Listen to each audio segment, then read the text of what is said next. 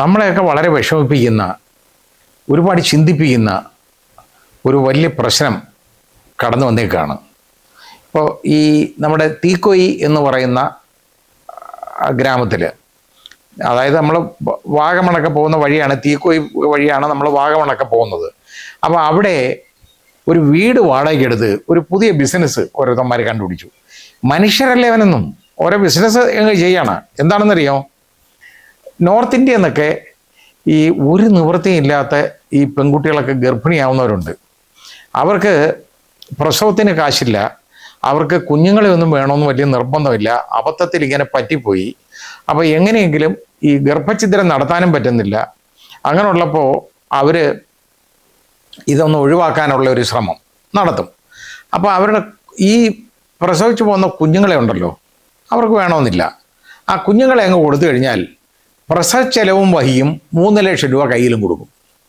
അപ്പോൾ പ്രസവ ചെലവ് ഫ്രീ, 3 ലക്ഷം രൂപ അവർക്ക് കൂലിയായിട്ടും കൊടുക്കും പ്രസവിച്ച് കൊടുക്കുന്നതിന്. പ്രസവിച്ച് കുഞ്ഞിനെയും കൊടുത്ത് ഈ പൈസ വാങ്ങിച്ചുകൊണ്ട് സലാം പറഞ്ഞ് അപ്പോഴേ അവിടെ നിന്ന് പൊക്കോണം. അതാണ് പരിപാടി. ഇത് പുറത്തറിഞ്ഞത് എങ്ങനെയാണെന്നറിയോ? ഒരു അസം സ്വദേശിനിയായ ഒരു 22 വയസ്സുകാരി പെൺകുട്ടി, ഒന്ന് ആലോചിച്ച് നോക്കിയുള്ളൂ, 22 വയസ്സേ ഉള്ളൂ. അത് അവിടുത്തേക്ക് ഇടപാടിങ്ങനെയാണെന്നേ. ആ പെൺകുട്ടി ഒരു പെൺകുഞ്ഞുണ്ട് അതിന്, അതായത് 1.5 വയസ്സായി. അപ്പോൾ അത് 1.5 വയസ്സ്, അപ്പോൾ ഒരു 20 വയസ്സിലെങ്കിലും അത് വിവാഹിതയാവണം. 20 വയസ്സ് കഴിഞ്ഞ് അത് ഗർഭിണിയായി. 1.5 വയസ്സ് ഉള്ള പെൺകുട്ടി 20, അതായത് 19 വയസ്സിലെങ്കിലും വിവാഹം വേണം. 20 അതിന് 1.5 വയസ്സുള്ള ഒരു പെൺകുട്ടിയുണ്ട്, കുഞ്ഞുണ്ട്. അത് വീണ്ടും ഗർഭിണിയായി. അത് ഗർഭിണിയായത് അതിൻ്റെ കുഴപ്പം മാത്രമാണോ? ഈ ഭർത്താവെന്ന് പറയുന്ന വൃത്തികെട്ടവനുണ്ടല്ലോ, അവനും അതിന് ഉത്തരവാദിത്തം ഇല്ലേ? അതൊന്നുമില്ല. പക്ഷേ ഭർത്താവിൻ്റെ വീട്ടുകാരും ഗർഭഛിദ്രത്തിന് നിർബന്ധിച്ചു ഇതിനെ. അങ്ങനെ ഇതിനൊരു മാർഗമില്ല. ഇത് പറഞ്ഞു, അത് പ്രസവിച്ചിട്ട് കുഞ്ഞിനെ ദത്ത് കൊടുത്താളോ എന്ന് പറഞ്ഞു. എന്നാൽ പിന്നെ ദത്തും കൊടുത്തിട്ട് നീ വന്നാൽ മതി എന്ന് പറഞ്ഞ് എന്നെ വീട്ടിൽ നിന്ന് ഇറക്കി വിട്ടു, അസമിൽ നിന്ന്. അങ്ങനെ ആ പെൺകുട്ടി ഉണ്ടല്ലോ, ഒരു സന്നദ്ധ സംഘടനയുടെ കേന്ദ്രത്തിലാണ് പിന്നെ താമസിച്ചത്.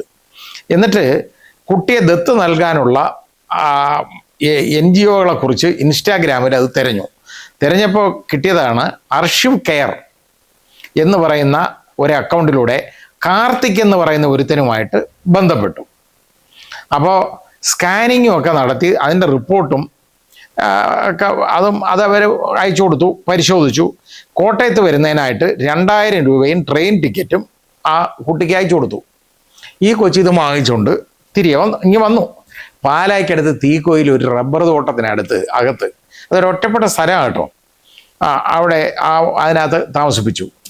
10 ദിവസം അവിടെ കഴിഞ്ഞപ്പോൾ അവിടെ അതിൻ്റെ കൂടെ ഒഡീഷയിൽ നിന്നുള്ള 2 പെൺകുട്ടികളും കൂടി ഇതുപോലെ ഉണ്ടായിരുന്നു, ഗർഭിണികൾ ഉണ്ടായി. അതിൽ ഒരെണ്ണത്തിനെ സ്കാൻ ചെയ്തപ്പോൾ അത് അനോമലി സ്കാൻ ആയിരിക്കും. ചെയ്തു കഴിഞ്ഞപ്പോൾ അതിന് കുഴപ്പമുണ്ട്, പ്രശ്നങ്ങളുണ്ടെന്ന് ചൂണ്ടിക്കാട്ടിയിട്ട് അതിനെ പറഞ്ഞ് അങ്ങ് അയച്ചു, വേണ്ടാന്ന് പറഞ്ഞു. രണ്ടാമത്തതിനെ ആണെന്നുണ്ടെങ്കിൽ പ്രസവിച്ച് കുട്ടിയെ നൽകിയതിന് ശേഷം ഈ 3 ലക്ഷം രൂപ വാങ്ങിച്ചുകൊണ്ട് അത് സ്ഥലം വിട്ടു. അപ്പോൾ ഇങ്ങനെ ഉണ്ടായി. ഇതിന് ശേഷം എന്താണെന്നറിയോ?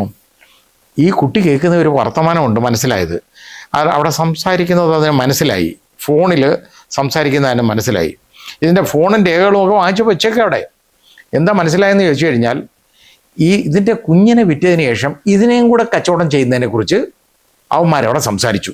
അപ്പോൾ ആലോചിച്ച് നോക്കിക്കോളൂ. അതായത് അതിൻ്റെ കുഞ്ഞിനെ കൂടെ എടുത്ത് വിൽക്കുക, അതിനുശേഷം നോക്കിയപ്പോൾ ഇത് കാണാൻ ഭേദപ്പെട്ട ഒരു കുട്ടിയാണ്, ഇതിനെയും കൂടെ വിൽക്കുന്നതിനെക്കുറിച്ച് അവന്മാർ ആലോചിക്കുന്നത് ഇതിന് മനസ്സിലായി. അങ്ങനെ ചെയ്ത ഉടനെ അത് വഴക്കിട്ടു, യവന്മാരുമായിട്ട് വഴക്കുണ്ടായിട്ട് അതിൻ്റെ ഫോൺ രേഖകളും അതുപോലെ എല്ലാം അത് തിരികെ വാങ്ങിച്ചു. ഫോണും രേഖകളും എല്ലാം ഇഞ്ഞ് വാങ്ങിച്ചു. വീട്ടിൽ പോകണമെന്ന് പറഞ്ഞപ്പോൾ ഇതിനെ ക്രൂരമായിട്ട് മർദ്ദിച്ചു കേട്ടോ, ഒരുപാട് അടിച്ചതിന് ശേഷം അവിടുന്ന് ഇറക്കി വിട്ടു. ഈ തീക്കോയിലെ ഈ വീട്ടിൽ നിന്ന് പൈസയൊന്നും കൊടുത്തില്ല. അങ്ങനെ നേരെ ഈ പെൺകുട്ടി ഉണ്ടല്ലോ, ഇച്ചിരി മിടുക്കുക, അതുകൊണ്ടാണ് ഇത് പറ്റിയത്, രക്ഷപ്പെട്ടത്. ഈരാറ്റുപേട്ട പോലീസ് സ്റ്റേഷനിൽ എത്തിയിട്ട് അവിടെ ചെന്ന് പരാതി പറഞ്ഞു. അങ്ങനെ കാർത്തിക് എന്ന് പറയുന്ന ഒരുത്തൻ, അനിത എന്ന് പറയുന്ന ഒരു പെണ്ണ്, ഇവളെ പെണ്ണാണോ എന്ന് നമുക്ക് അറിഞ്ഞുകൂടാ, പെണ്ണ്, അർജുൻ, ഹർഷിത, അത് സ്ത്രീയാണ് എന്ന് പറയുന്ന തുടങ്ങി കണ്ടാൽ അറിയാവുന്ന 8 പേർക്കെതിരെ ആണ് പരാതി. പാലാ DYSP ആണ് അന്വേഷണം നടത്തുന്നത്. അപ്പോൾ ഇതിനെക്കുറിച്ച് നമ്മളൊന്ന് ചിന്തിക്കണം. ഇവിടെ മനുഷ്യജീവൻ എന്തെങ്കിലും വിലയുണ്ടോ? ഈ കുഞ്ഞുങ്ങളെ വാങ്ങിയിട്ട് ശരിദിനെ വളർത്താനായിട്ട് കൊടുക്കും. പിന്നെ അത് മാത്രമല്ല, വലിയ മെഡിക്കൽ കമ്പനികളൊക്കെ ഉണ്ടല്ലോ, ഒരുപാട് പരിശോധനകൾക്ക് ഈ മനുഷ്യരെ വേണം. അപ്പോൾ ആ പരിശോധനകൾ നമ്മളെ സൂത്രത്തിൽ യവന്മാരെന്ത് ചെയ്യുന്നറിയോ? ഈ പ്രൈവറ്റ് സ്വകാര്യ ഹോസ്പിറ്റലുകൾ, വലിയ ആശുപത്രികളെയൊക്കെ പലപ്പോഴും സമീപിച്ചിട്ട് നമ്മൾ പോലും അറിയാതെ ട്രയൽ ആൻഡ് എറർ മെത്തേഡ് എന്നുള്ള രീതിയിൽ നമുക്ക് ഒരുപാട് മരുന്നുകൾ തരും. അത് യഥാർത്ഥത്തിൽ ഇത്ര പേരിൽ പരിശോധിച്ചു എന്നൊക്കെ പറഞ്ഞാണ് പിന്നെ അതിന് പേറ്റൻറ്റും ഒക്കെ കിട്ടി അതേപോലെ തന്നെ ആ രീതിയിലേക്ക് വരുന്നത്. അങ്ങനെ ചെയ്യാറുണ്ട്. ഈ ഫീറ്റസ് ഉണ്ടല്ലോ, കുഞ്ഞുങ്ങളുടെ, അതായത് അകത്ത് കിടക്കുന്ന നമ്മുടെ ഗർഭസ്ഥ ശിശു അത് വെളിയിൽ പോയി കഴിഞ്ഞാൽ അതിന് ഭയങ്കര മാർക്കറ്റാണ് ഈ ഫീറ്റസിന്. എന്തിനെന്നറിയോ? ഈ മുഖത്തൊക്കെ ഈ പെയിൻ്റ് അടിച്ചുകൊണ്ട് ഓരോരുത്തർ നടക്കത്തില്ലേ ഈ പെണ്ണുങ്ങളുമൊക്കെ, ഓരോന്ന് സൗന്ദര്യവർദ്ധക സാധനങ്ങൾ. ഈ സൗന്ദര്യവർദ്ധക സാധനങ്ങളൊക്കെ ഉൽപ്പാദിപ്പിക്കാനൊക്കെ ഈ ഫീറ്റസിന് ഉപയോഗിക്കും. അത് ഒന്ന് ആലോചിച്ചോളൂ. ഇതൊക്കെ വാങ്ങിച്ചാൽ മുഖത്ത് പെരട്ടുന്ന ഓരോ വലിയ കമ്പനികൾ ചെയ്യുന്നതാണ്. അവരെ ഒന്ന് തൊടാൻ പോലും പറ്റത്തില്ല. കാരണം അവരൊക്കെ വലിയ ഭീമന്മാരാണ്, ജയൻസാണ്. ബിസിനസ് ഭീമന്മാരെ നമുക്ക് വല്ലതും ചെയ്യാൻ പറ്റുമോ? സാധാരണക്കാർക്കൊന്നും ചെയ്യാനൊക്കത്തില്ല. ഇപ്പം അങ്ങനെ ചെയ്യാറുണ്ട്. അതിൻ്റെ ഞാൻ പറഞ്ഞത്, ഈ കുഞ്ഞുങ്ങളെ എവിടെ കൊടുക്കുന്നു, എന്തിന് കൊടുക്കുന്നു എന്ന് പോലും പുറത്തറിയത്തില്ല. ഇതിനൊന്നും ഒരു രേഖയില്ല. കുഞ്ഞുങ്ങളെ പ്രസവിച്ച് ഈ സ്ത്രീ കൈ കൊടുത്തോണം, 3 ലക്ഷം രൂപ വാങ്ങിച്ചുകൊണ്ട് സ്ഥലം വിട്ടോണം. ഈ പെൺകുട്ടി ഇത്തിരി മിടുക്കിയായിരുന്നതുകൊണ്ട് ഇതിനെയും കൂടെ കച്ചവടം ചെയ്യുന്ന അവന്മാർ ആലോചിക്കുന്നതിന് മനസ്സിലായി. അതോടുകൂടിയാണ് ഇത് വഴക്കടിച്ച് നേരെ പോലീസ് സ്റ്റേഷനിൽ പോയത്. അത് തുറന്നുവിട്ട ഭൂതം എന്ന് പറയുന്നത് ചെറുതൊന്നുമല്ല, വലുതാണ്. ഏറ്റവും വലിയ ഒരു അഴിമതിയിലേക്കും അക്രമത്തിലേക്കും ക്രൈമിലേക്കും വിരൽ ചൂണ്ടുന്ന ഒന്നാണ് ഈ പെൺകുട്ടി വെളിവാക്കിയത്. ഇത് നമ്മൾ ചിന്തിക്കേണ്ട കാര്യം, മനുഷ്യത്വത്തിനിപ്പം വിലയൊന്നുമില്ല. ഈ കുഞ്ഞുങ്ങളെ വേറെ ഒരുപാട് കുഞ്ഞുങ്ങളുടെ അവയവങ്ങൾ എടുക്കുന്നുണ്ട്. ഈ കുഞ്ഞുങ്ങളെ കൊണ്ടുപോയിട്ട് എവിടെങ്കിലും കൊണ്ടുപോയി ഒരു 6 മാസം കൂടെ വളർത്തി, അല്ലെങ്കിൽ 1 വയസ്സ് വരെ വളർത്തിയിട്ട് ഈ കുഞ്ഞിൻ്റെ അവയവം, സാധാരണ ഒരാളുടെ കിഡ്നി എടുക്കുന്നത് 1 കിഡ്നി എടുക്കത്തുള്ളല്ലോ. പക്ഷേ അത് ജീവിച്ചിരിക്കണമെങ്കിൽ 1 കിഡ്നി എടുത്താലേ ഒക്കുള്ളൂ, അല്ലെ മറ്റേ കിഡ്നിയും കൂടെ എടുക്കാൻ പറ്റത്തില്ല. പക്ഷേ ഇങ്ങനെയുള്ള കുഞ്ഞുങ്ങൾക്കോ, ഇവർ ജീവിച്ചിരിക്കണോ വേണ്ടതെന്ന് യവന്മാർ തീരുമാനിക്കും.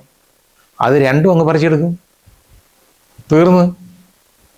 അതിൻ്റെ കരൾ, അത് ലിവർ, ഇതൊക്കെ എന്നൊക്കെ പറഞ്ഞു കഴിഞ്ഞാൽ ഇതൊക്കെ ഒരുപാട് ഉപയോഗിക്കാവുന്നതാണ്. കാരണം വളരെ നല്ല രീതിയിൽ വരുന്നതല്ലേ, യാതൊരു മാലിന്യവും കലരാത്ത സാധനങ്ങളാണ്.